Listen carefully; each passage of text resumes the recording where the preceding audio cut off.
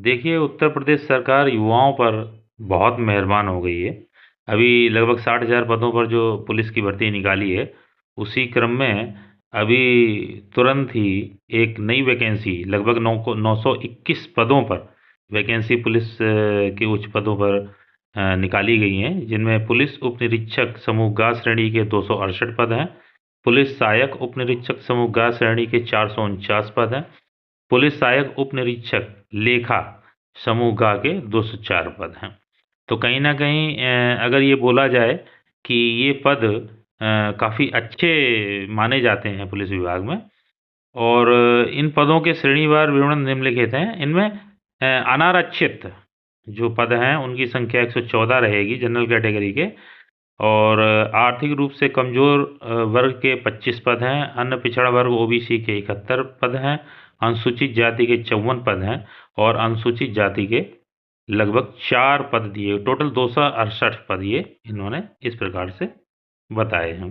अब आते हैं अगली पेज पर। पुलिस सहायक उप निरीक्षक के लिए अनारक्षित 186 पद हैं, आर्थिक रूप से कमजोर वर्ग के लिए 43 पद हैं, अन्य पिछड़ा वर्ग के लिए 120 पद हैं, अनुसूचित जाति के लिए 93 पद हैं, अनुसूचित जनजाति के लिए 7 पद हैं, टोटल 449 पद हैं। पुलिस सहायक उप निरीक्षक लेखा के लिए अनारक्षित 88 पद हैं, आर्थिक रूप से कमजोर वर्ग के 19 पद हैं, अन्य पिछड़ा वर्ग के 53 पद हैं, अनुसूचित जाति के लिए 42 तथा अनुसूचित जनजाति के लिए 2 पद, कुल मिला के 204 पद। और इस भर्ती में पुरुष एवं महिला दोनों प्रकार के अभ्यर्थी फॉर्म भर सकते हैं। लेकिन वही बात है कि सरकार जैसा कि हर एक अपनी विज्ञप्ति में एक कोटेशन, एक नोटिस दे देती है कि जो है भर्ती में पदों की संख्या घटाई या बढ़ाई जा सकती है, या बिना किसी कारण बताए इसे निरस्त किया जा सकता है, लेकिन ऐसी संभावना बहुत रेयर होती है।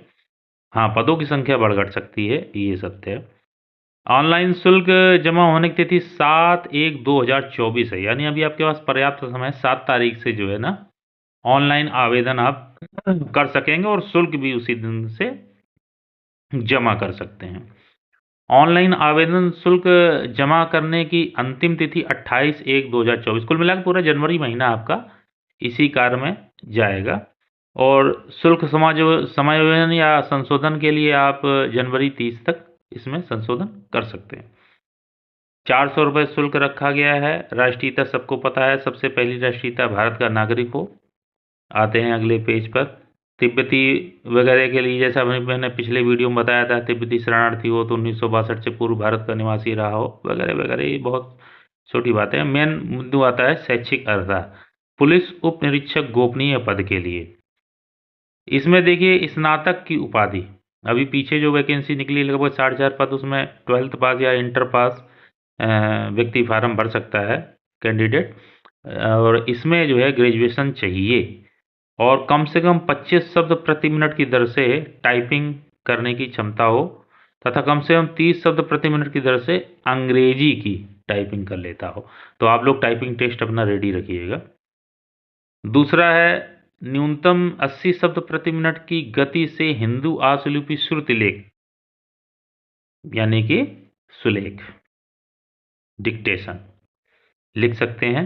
भारत सरकार के राष्ट्रीय इलेक्ट्रॉनिक एवं सूचना प्रौद्योगिकी संस्थान से कंप्यूटर में ओ लेवल की परीक्षा उत्तीर्ण करना अथवा सरकार द्वारा उसके समकक्ष मान्यता प्राप्त कोई अर्हता धारित करना आवश्यक है। यानी कि जिनके पास कंप्यूटर ओ लेवल का सर्टिफिकेट है कंप्यूटर में, वो लोग इस फॉर्म को भर सकते हैं। दूसरी तरफ आते हैं जो दूसरी वैकेंसी, पुलिस सहायक उप निरीक्षक लिपिक पद के लिए।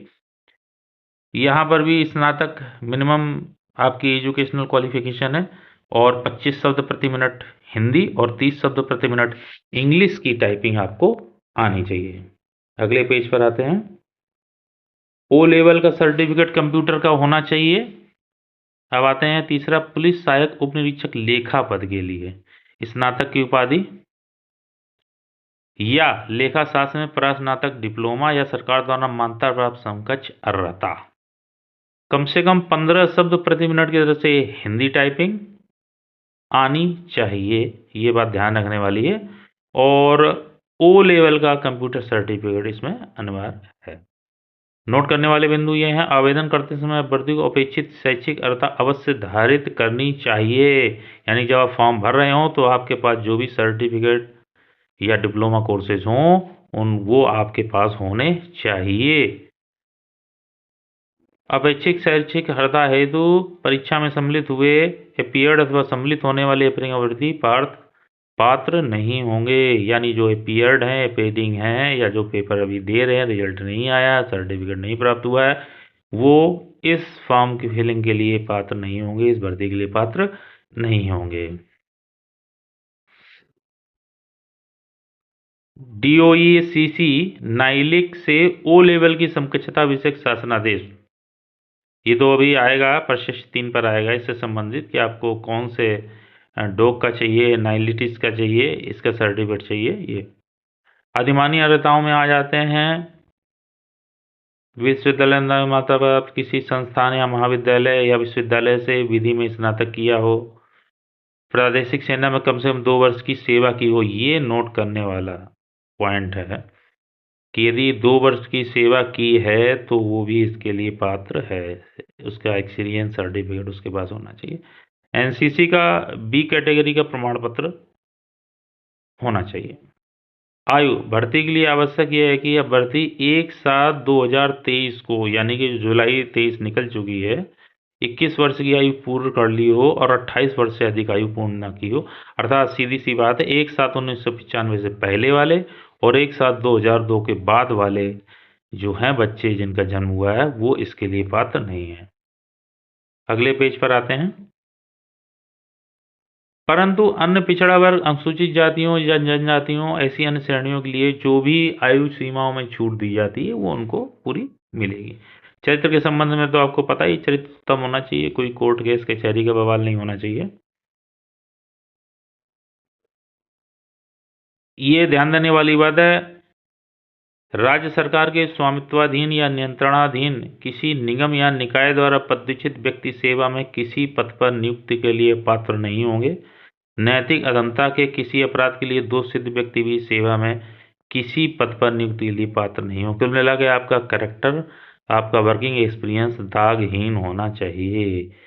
वैवाहिक स्थिति वही है कि आप द्विविवाह या बहुविवाह में शामिल ना हो, यदि आप शादीशुदा हैं उस स्थिति में। शारीरिक स्वस्थता में आते हैं, किसी अभ्यर्थी को सेवा में किसी पद पर नियुक्त नहीं किया जाएगा जब तक कि मानसिक और शारीरिक दृष्टि से उसका स्वास्थ्य अच्छा ना हो और वह किसी ऐसे शारीरिक दोष से युक्त ना हो जिससे उसे अपने कर्तव्यों का दक्षतापूर्वक पालन करने में बाधा पड़ने की संभावना हो। किसी अभ्यर्थी को नियुक्ति के लिए अंतिम रूप से अनुमोदित किए जाने के पूर्व उससे यह अपेक्षा की जाएगी कि वह चिकित्सकीय बोर्ड के परीक्षण में सफल हो जाए। कुल मिला के जो मेडिकल होगा उसमें पास होना जरूरी, मेंटल और फिजिकल फिटनेस ओके होनी चाहिए। इसमें देखिए इन्होंने नोट करके दिया है, चिकित्सा board knock knee, bow legs, flat feet, varicose veins, दूर एवं निकट दृष्टि, कलर ब्लाइंडनेस, श्रवण परीक्षण जैसी कमियों इत्यादि का भी परीक्षण करेगा। स्वाभाविक है भाई। चलिए आते हैं भर्ती की प्रक्रिया पर, आते हैं जो मेन पॉइंट है। यह जो चयन प्रक्रिया होगी यह उत्तर प्रदेश पुलिस लिपिक लेखा एवं गोपनीय सहायक संवर्ग सेवा नियमावली 2015 के अधीन की जाएगी। ऑनलाइन लिखित परीक्षा, ऐसे अभ्यर्थी जिनके आवेदन सही पाए जाएंगे उनसे 400 अंकों की ऑनलाइन लिखित परीक्षा में सम्मिलित होने की अपेक्षा की जाएगी। ध्यान देने वाली बात यह है कि जो अभी पीछे 60,000 भर्ती निकली है, कांस्टेबल भर्ती, सिपाही भर्ती, उनमें जो है 300 अंकों का कुल पेपर दिया गया है। 300 अंकों का पेपर है और आपको 1.5 घंटे का टाइम दिया गया है। आपको 150 प्रश्न मिलेंगे, 2.5 घंटे का टाइम, 6 दूनी 12, हाँ 2 घंटे का टाइम दिया गया है। 300 नंबर का पेपर है और आपके 150 प्रश्न आएंगे, जबकि यहाँ पर 400 अंकों का पेपर है, 200 प्रश्न आएंगे और टाइम वही 2.5 घंटे की। यानी टफनेस जो है वो बढ़ जाएगी आपकी इसमें। जाहिर सी बात है, समूह गा की भर्ती है तो इसमें पेपर की क्वालिटी, पेपर में टफनेस जो है ज़्यादा दिखेगी। लेकिन कोई घबराने वाली बात नहीं। यदि आप चैनल पे उपलब्ध मटेरियल जो आपको मिलेगा, ट्रिकी मटेरियल भी मिलेगा, एक्सप्लेंड मटेरियल मिलेगा, उसको यदि आप नियमित देख करके उससे प्रैक्टिस करते हैं तो अवश्य ही आपको सफलता मिलेगी। विषय वही 4 हैं: सामान्य हिंदी, सामान्य जानकारी, संख्यात्मक एवं मानसिक योग्यता परीक्षा, मानसिक अभिरुचि, बुद्धिलब्धि, तार्किक परीक्षा। 100 अंक के 4 हो गए। परीक्षा में प्रत्येक विषय के में 35% अंक और कुल 40% अंक प्राप्त करने में विफल रहने वाले अभ्यर्थी भर्ती के लिए पात्र नहीं होंगे। ये तो एक, ये मान लीजिए बॉर्डर लाइन है। 35%, 40% से आप कहीं परीक्षा में या भर्ती में सिलेक्ट नहीं होंगे। आपको हाईएस्ट रैंक लानी है, आपको अधिकतम अंक प्राप्त करने, जिससे कि आप टॉप में आए और टॉप में आने पर आपका सिलेक्शन हो पाए। पाली वगैरह, 1 पाली, 2 पाली, 3 पाली, या 1 दिन, 2 दिन, 4 दिन, वो कैसे भी अपनी सुविधा अनुसार सरकार आपको सेंटर दे सकती है, आपकी परीक्षा करवा सकती है। अब आते हैं अगले पेज पर। देखिए, लिखित परीक्षा के लिए विस्तृत प्रक्रिया का अवधारण बोर्ड द्वारा किया जाएगा और इसे यथा समय बोर्ड की वेबसाइट पर प्रदर्शित किया। जानकारियां जो हैं वो आपको साइट पर मिलती रहेंगी। अभिलेखों की संवीक्षा और शारीरिक मानक परीक्षण। अभिलेखों की संवीक्षा, ये चेक वगैरह किए जाएंगे पेपर, और क्या। शारीरिक मानक परीक्षण, ऊंचाई, हाँ ये आया बिंदु है कि पहले आप अपनी फिजिकल जो देख तो लें कि क्या आप उस भर्ती के लिए पात्र हैं कि नहीं है। सामान्य जो कैटेगरी के कैंडिडेट हैं उनकी ऊंचाई 163 सेंटीमीटर से कम नहीं होनी चाहिए, और यही सेम फंडा रहेगा ओबीसी, अन्य पिछड़े वर्ग के लिए और अनुसूचित जातियों के लिए 163 सेंटीमीटर। जबकि अनुसूचित जनजाति जो एसटी कैंडिडेट होंगे उनकी ऊंचाई 156 सेंटीमीटर से कम नहीं होनी चाहिए। आगे आते हैं अगले पेज पर। सीना, सीने के माप 77 सेंटीमीटर बिना फुलाए और 82 सेंटीमीटर फुलाने पर, यानी 5 सेंटीमीटर का डिफरेंस आना ही चाहिए एससी, ओबीसी और जनरल के लिए। जबकि एसटी कैंडिडेट के लिए 75 सेंटीमीटर बिना फुलाए और 80 सेंटीमीटर फुलाने पर। कुल मिला के इसमें भी 5 सेंटीमीटर का डिफरेंस है, लेकिन बिना फुलाए 2 सेंटीमीटर का जो अंतर है वो एसटी कैंडिडेट को एक बेनिफिट मिला हुआ है। न्यूनतम 5 सेंटीमीटर सीने का फुलाव अनिवार्य है। महिला अभ्यर्थियों के बारे में चर्चा कर लेते हैं। सामान्य है, ओबीसी है या एससी है कैंडिडेट, उसकी हाइट 150 सेंटीमीटर होनी चाहिए, उससे ऊपर ही होनी चाहिए। और जबकि दूसरी तरफ एसटी कैंडिडेट्स जो महिला कैंडिडेट्स हैं उनके लिए 145 सेंटीमीटर होनी चाहिए। महिलाओं का न्यूनतम वजन 40 किलोग्राम, ये सेम है पिछली जो भी पीछे भी विज्ञप्ति निकाली उसके बिल्कुल सेम है, कोई अंतर नहीं है। चलिए आगे बढ़ते हैं।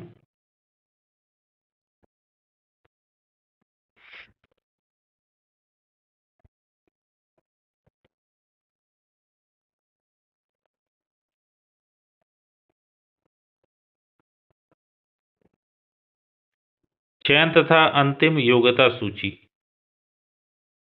ऐसे अभ्यर्थी जिन्होंने कंप्यूटर टंकण परीक्षा उत्तीर्ण की है और ऐसे अभ्यर्थी जिन्होंने उप निरीक्षक गोपनीय पद हेतु आवेदन किया है और आशुलिपिक परीक्षा भी उत्तीर्ण की है, उनके द्वारा लिखित परीक्षा में प्राप्त कुल नॉर्मलाइज्ड अंकों की श्रेष्ठता क्रम एवं उनके आवेदन पत्र में अंकित वरीयता क्रम के आधार पर प्रत्येक पद के लिए आरक्षण नीति के अंतर्गत रिक्तियों के अनुसार अभ्यर्थियों की चयन सूची तैयार की जाएगी और उसे चिकित्सा परीक्षा चरित्र सत्यापन के अधीन विभागाध्यक्ष को संस्तुति सहित प्रेषित की जाएगी। भाई नॉर्मलाइजेशन की प्रक्रिया यहाँ पर है, ये बहुत टफ होने जा रहा है एग्जाम, ये ध्यान रखने के लिए। नॉर्मलाइजेशन की प्रक्रिया को बहुत सस्ते और सरल तरीके से यदि मैं बताऊं तो प्रश्नों को कठिनतम, सामान्य और न्यूनतम जो बिल्कुल सिंपल क्वेश्चन है, ऐसे 3-4 कैटेगरी में डिवाइड करके उनके आधार पर यह आकलन किया जाता है कि आपने कठिन प्रश्नों की संख्या कितनी की, कठिनतम प्रश्नों को कितनी संख्या में हल किया, सरल प्रश्नों को कितनी संख्या में हल किया। तो जैसे कि यदि हम 100 में से 80 प्रश्न सॉल्व कर देते हैं और उनमें से 60 यदि सरलतम रहे, तो कहीं ना कहीं जब नॉर्मलाइजेशन की प्रक्रिया लगाई जाएगी तो आपकी मार्किंग दूसरे से कम हो जाएगी। भले दूसरे वाले ने 60 ही प्रश्न किए हों, लेकिन उसने कठिनतम प्रश्नों की संख्या ज़्यादा की हो आपसे। तो इसलिए नॉर्मलाइजेशन की प्रक्रिया यदि इस पे लागू है तो ये कहीं ना कहीं आपके लिए ज़्यादा टफ होने वाला है। बहुत सारे कैंडिडेट जो पास हो जाते हैं नॉर्मलाइजेशन के आधार पर फिर बाहर भी हो जाते हैं, और जैसे डकवर्थ लुईस नियम है आज तक कोई समझ नहीं पाया है क्रिकेट में, सेम उसी तरीके से नॉर्मलाइजेशन की प्रक्रिया ये काम करती है। बोर्ड द्वारा कोई प्रतीक्षा सूची तैयार नहीं की जाएगी, सेम पिछली विज्ञप्ति के तरीके से है। बराबर अंक यदि प्राप्त करते हैं तो उनका कैसे सिलेक्शन होगा, तो उनकी अधिमानी अर्हता यदि उनके पास कोई हो तो उसके आधार पर यदि दोनों के पास समान अधिमानी अर्हता हो तो उस स्थिति में अधिक आयु वाले को वरीयता दी जाएगी। दोनों को आयु भी समान हो तो इस स्थिति में उनकी जो अल्फाबेटिक क्रम उनके नाम का है उसके आधार पर उनको वरीयता दी जाएगी। चिकित्सा परीक्षा के संबंध में आपको घोषित किया जाएगा, भाई जानकारी दी जाएगी कि कब होगी ये। और चरित्र सत्यापन हो चुका है आपका, आपको अच्छे चरित्र के साथ ही भर्ती में प्रवेश दिया जाएगा। आयु सीमा में छूट जो आपके नियम कायदे कानून एक्ट वगैरह हैं उनके आधार पर ही आपको दी जाएगी।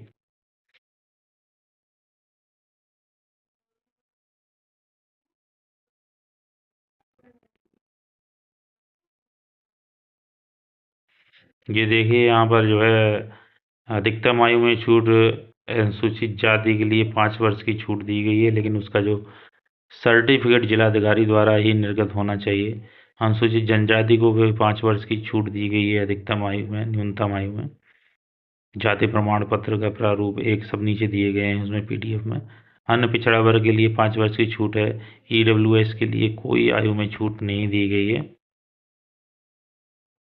देखिए अगला बिंदु आता है स्वतंत्रता संग्राम सेनानी के लिए जो कैंडिडेट सर्टिफिकेट लेकर आएंगे उनको आयु में कोई छूट नहीं दी गई है, लेकिन भूतपूर्व सैनिक का जो सर्टिफिकेट लेकर के आएंगे उनको 3 वर्ष की छूट मिलेगी आयु में। अब ये देखते हैं आगे।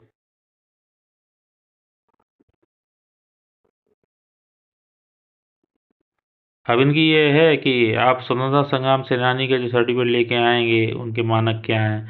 जिसने वीर गति प्राप्त की हो या जिसने कम से कम 2 माह की अवधि के लिए कारावास दंड भोगा हो, जो नज़रबंदी में रहा हो, कम से कम 10 वेतों का दंड भोगा हो, गोली से घायल हुआ, फरार घोषित किया हो, पेशावर कांड में रहा हो, आज़ाद हिंद फौज का सदस्य रहा हो, वगैरह वगैरह। तो सर्टिफिकेट जिनके पास हैं तो हैं, अब तो बन नहीं रहे हैं पहले के, तो जाहिर सी बात जेन्युइन होंगे वो सर्टिफिकेट, कोई ऐसा मसला नहीं है इसमें।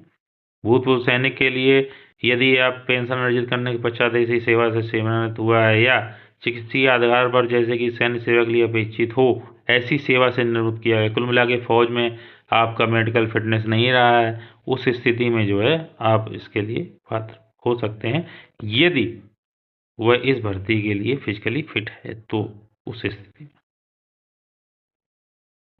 चलिए आगे बढ़ते हैं, कोई इतना बड़ा बिंदु नहीं आ रहे हैं।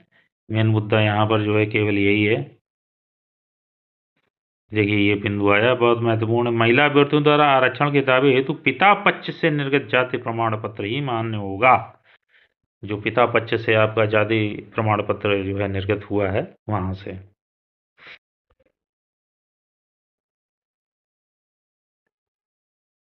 चलिए आगे बढ़ते हैं। कोई व्यक्ति एक से अधिक श्रेणी में आरक्षण का दावा करता है तो उसे केवल एक ही आरक्षण का लाभ मिलेगा, नोट कर लीजिए इसे, जो उसके लिए लाभकारी होगा। ऑनलाइन आवेदन आप UPPBPB.gov.in पर कर सकते हैं जाकर के, निःशुल्क नहीं है ये, इसमें 400 रुपए की फीस निर्धारित की गई है। चलिए आगे बढ़ते हैं। फोटोग्राफर एवं हस्ताक्षर वही है, फोटो अलग होगी हस्ताक्षर अलग होंगे, दोनों के लिए अलग अलग 50 के भी अधिकतम है फोटो के लिए, और आपका जो है वो सिग्नेचर के लिए आपके 5 के भी न्यूनतम और 20 के भी होनी चाहिए, ठीक है अधिकतम। चलिए आते हैं फोटो के संबंध में वही निर्देश हैं, अभी पिछली वीडियो में मैंने आपको बताया था, टोपा वगैरह चश्मा वगैरह लगा करके बैठ जाते हैं, ऐसा नहीं करना है। कैमरे से नज़र सीधी होनी चाहिए। चश्मा यदि लगाए भी हैं तो आंखें आपकी स्पष्ट दिखनी चाहिए, नहीं तो चश्मा हटा करके ही फोटो खिंचाएं। बैकग्राउंड रंगीन वंगीन नहीं होना चाहिए, सादा सीधा सिंपल होना चाहिए। फ़ोटो ज़्यादा पुरानी नहीं होनी चाहिए, लेटेस्ट होनी चाहिए, वगैरह वगैरह। चलिए आगे बढ़ रहे हैं, देखते हैं और कुछ विशेष।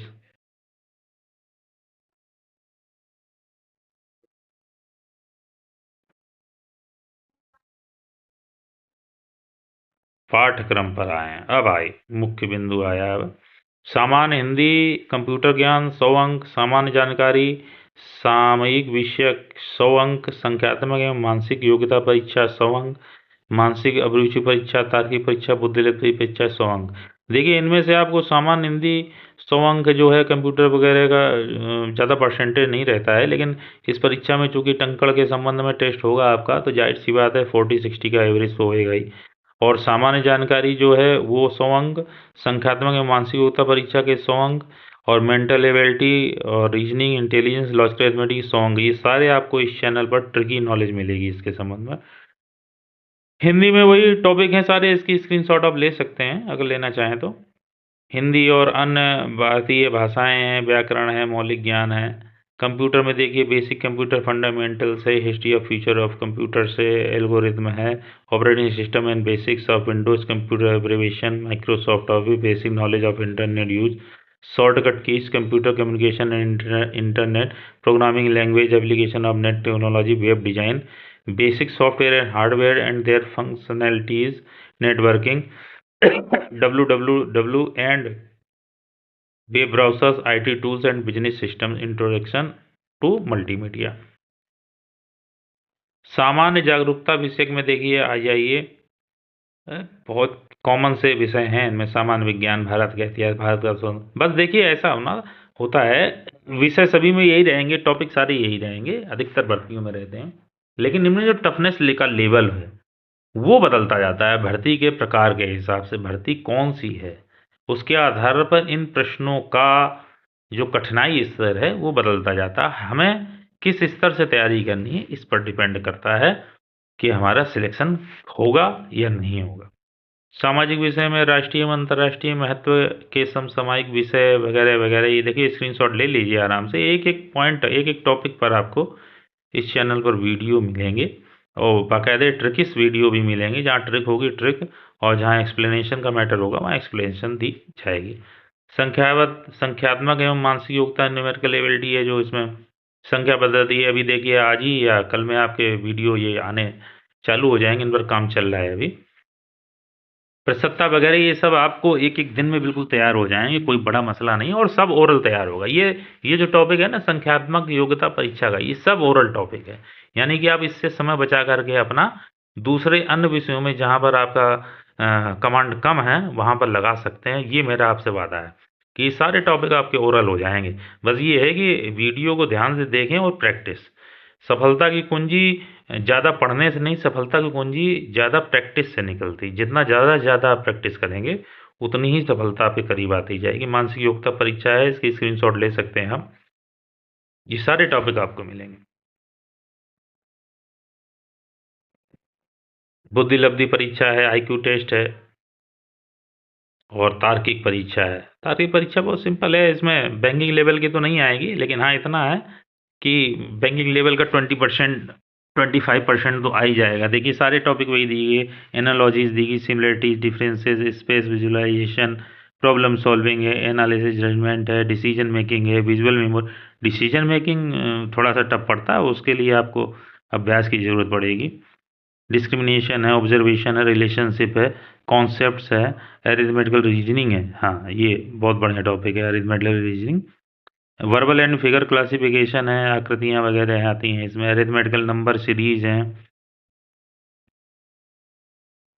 बाकी ये तो प्रारूप दिए हुए हैं। देखिए ये इस तरीके से आपका पूरी विज्ञप्ति मैंने अभी आपको समझाई है, और ये बहुत ही बढ़िया सुनहरा मौका है, इसलिए सभी लोग बिल्कुल गांठ बांध लें, तैयार हो जाएं। 2 से 3 घंटे यदि आप जो है रेगुलर देते हैं इस भर्ती से संबंधित, तो पिछले मैं तो कहता हूँ दोनों में फार्म डालें, जहाँ पर मौका मिले आपको आप जो है घुस लें, क्योंकि ये जो है आपके लिए बहुत सुनहरी मौका है, और इसमें आगे बढ़ने में कोई बुराई नहीं है। आपने मेहनत करी है तो मेहनत का परिणाम भी आपको मिलना चाहिए।